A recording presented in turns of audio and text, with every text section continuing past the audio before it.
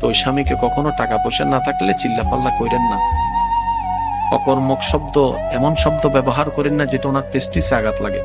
পুরুষ মানুষ আত্মসম্মান সইতে পারে না, আত্মসম্মান আঘাত লাগলে সইতে পারেন। গাইরের একটা শব্দ আছে। আল্লাহ দেখেন মেয়েদেরকে এমন ধৈর্যশীল বানিয়েছেন।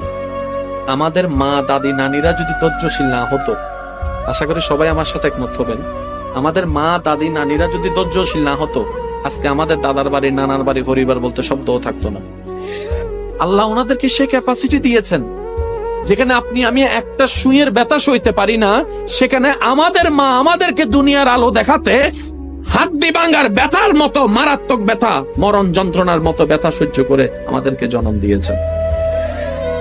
আবার সন্তান কুলে আসার সাথে সাথে সমস্ত ব্যথা বলে মা হাসতে লাগবে। এটা নারীদের দ্বারা সম্ভব, পুরুষের দ্বারা যা সম্ভব নারী